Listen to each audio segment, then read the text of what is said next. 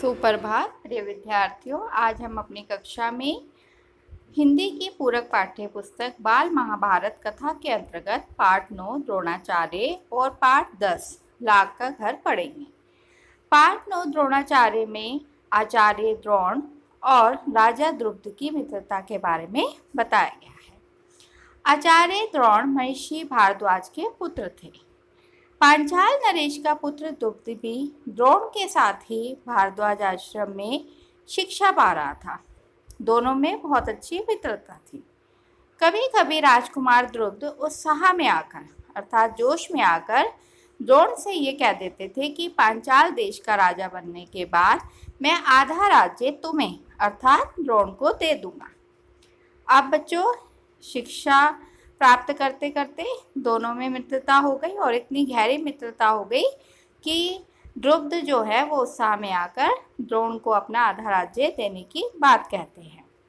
जब शिक्षा समाप्त हो जाती है तो द्रोणाचार्य जो हैं वो कृपाचार्य की बहन से विवाह कर लेते हैं और उससे उनका एक पुत्र होता है जिसका नाम है अश्वत्थामा। अब द्रोणाचार्य जो है वो अपनी पत्नी और पुत्र के साथ बड़े प्रेम से रहते हैं। द्रोण बड़े गरीब थे।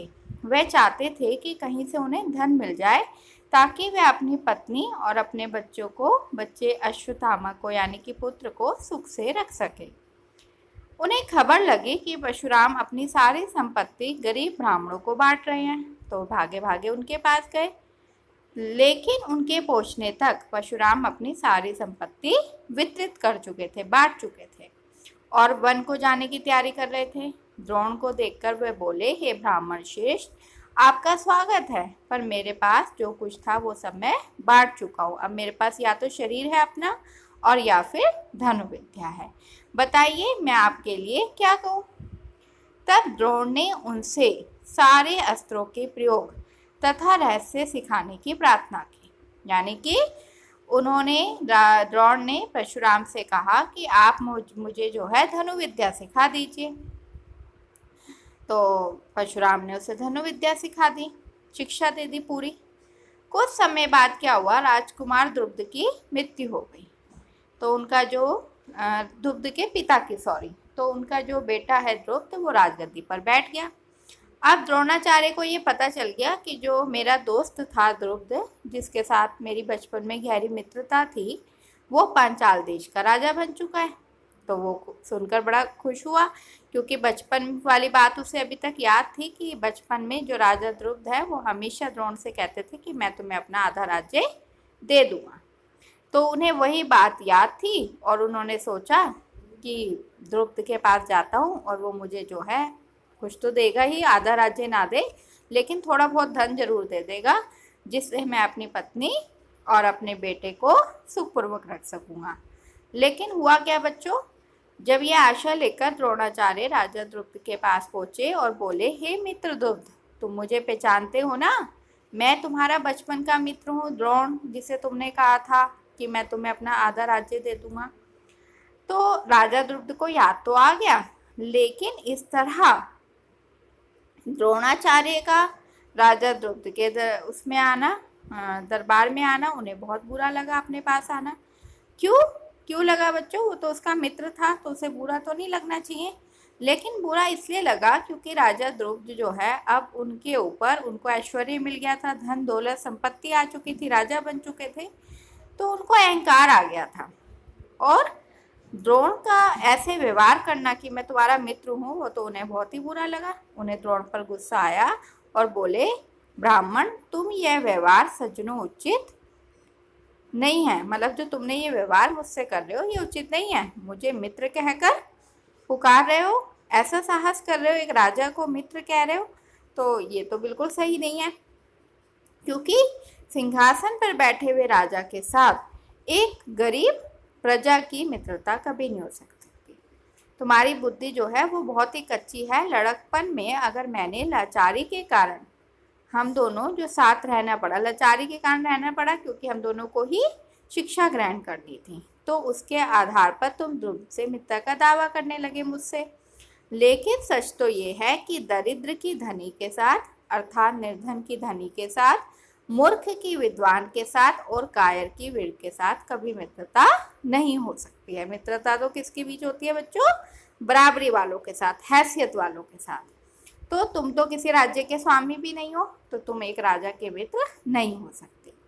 अब जब द्रुपद ने ये सब बातें कही, किसके कारण कही? अब घमंड के कारण, क्योंकि अब वह राजा बन चुका था, उसके पास धन, वैभव, संपत्ति सब कुछ था। तो यह सुनकर द्रोणाचार्य जो है वो बहुत शर्मिंदगी उन्हें महसूस हुई, क्योंकि वो बहुत आशा से उनके पास आए थे और उन्हें क्रोध भी बहुत आया। और उन्होंने निश्चय किया कि अब मैं इस अभिमानी राजा को एक दिन सबक जरूर सिखाऊंगा। बचपन में जो मित्रता की बात हुई थी, अब मैं उसे पूरा करके ही चैन लूंगा।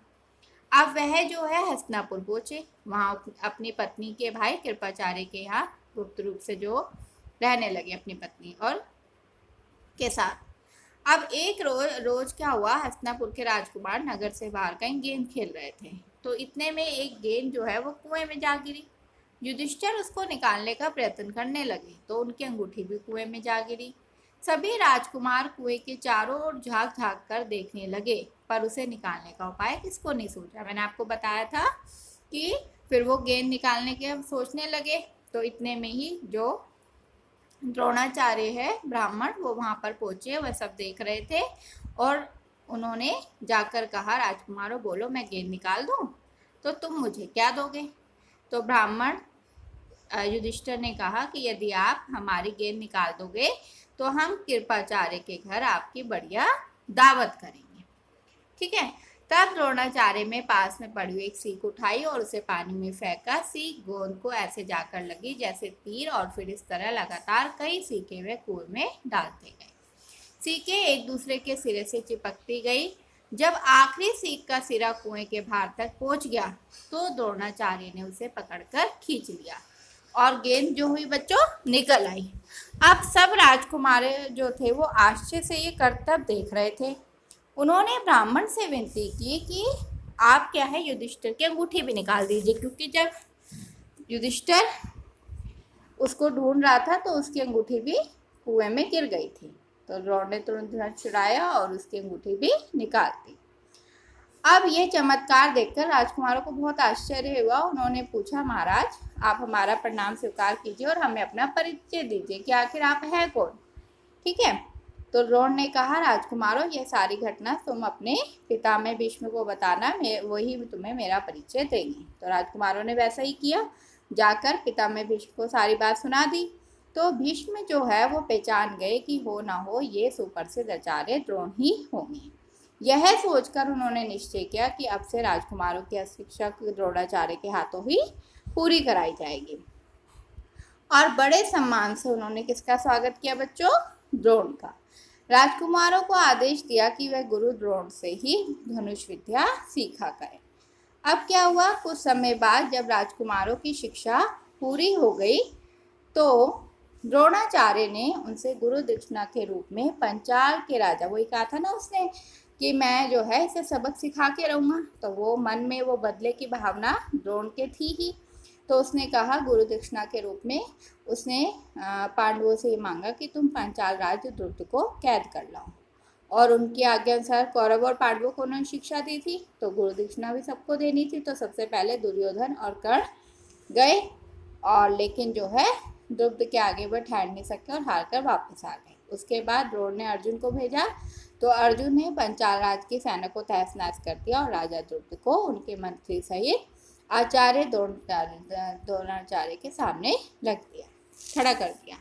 द्रोणाचार्य ने मुस्कुराते हुए द्रुपद से कहा कि हे वीर, डरो नहीं, किसी प्रकार की विपत्ति की आशंका भी मत करो कि मैं तुम्हारे साथ कुछ गलत करूंगा। लेकिन जो बचपन में तुम्हारी हमारी मित्रता थी, हम साथ साथ खेले कूदे उठे बैठे, और बाद में जब तुम राजा बन गए तब तुमने कहा कि हमारी और तुम्हारी कोई मित्रता नहीं है और तुमने मेरा अपमान भी किया। अब तुमने कहा था ना कि राजा ही राजा के साथ मित्रता कर सकता है, इसी कारण मुझे मेरे साथ युद्ध करके तुम्हारा राज्य छीनना पड़ा, मुझे युद्ध करके।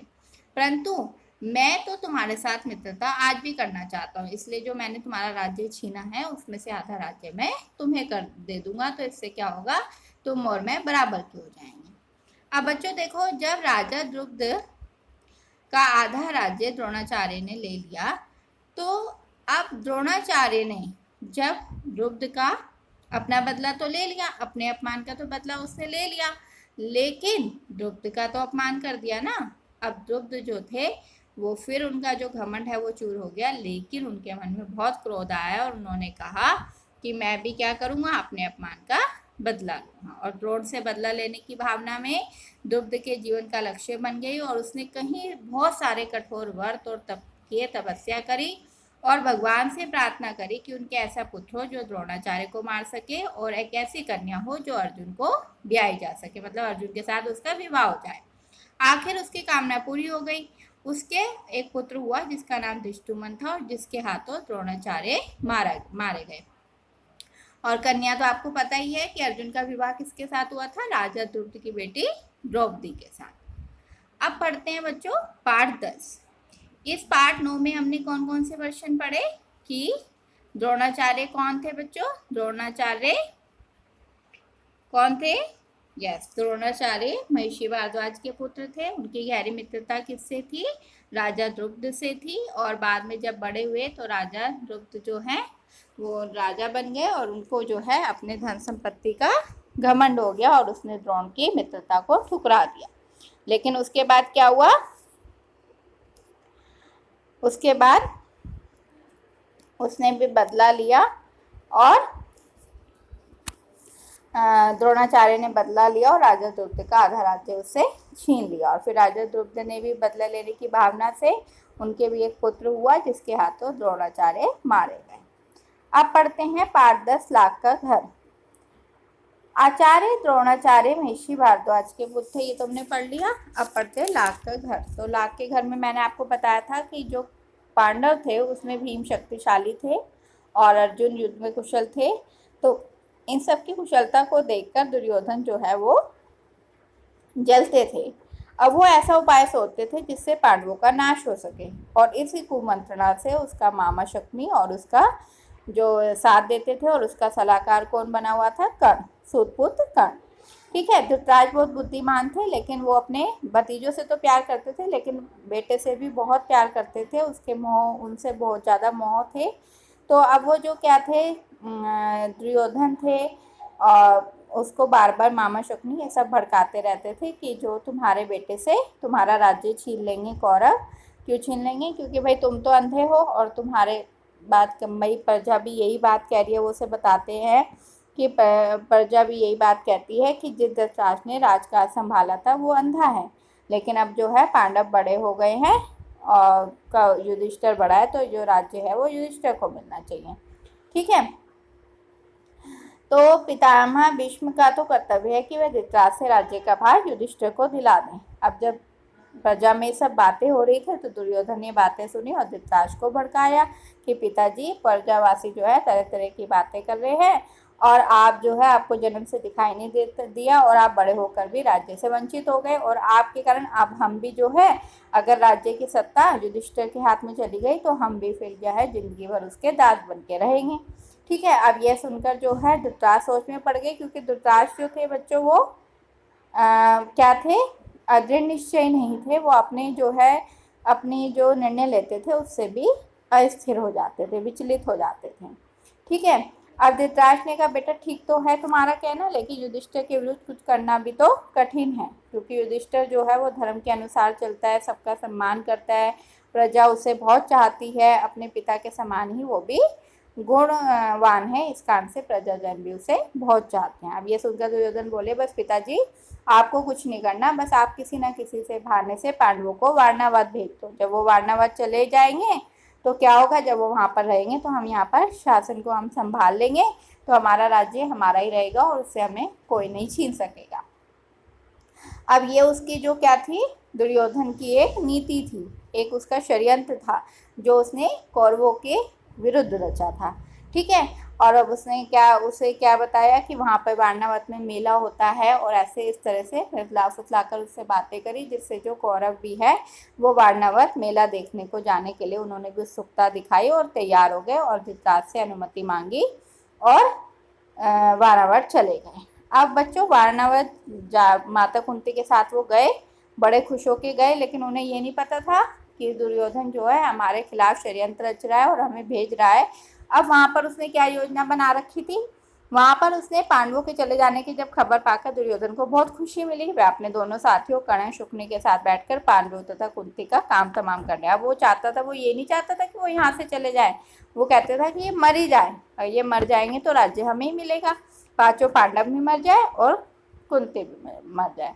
तो उसने अपने मित्र प्रोचन को बुलाकर गुप्त रूप से सलाह दी और एक योजना बनाई कि प्रोचन ने क्या करा, योजना क्या बनाई थी कि वहां पर जाकर तुम उनके लिए एक घर का निर्माण करो, लाख के घर का, और जिसमें उसने घी, मोम, तेल, लाख, चर्बी ऐसी वस्तुएं मिट्टी में डाल दी जो जल्दी से आग पकड़ती है, ठीक है।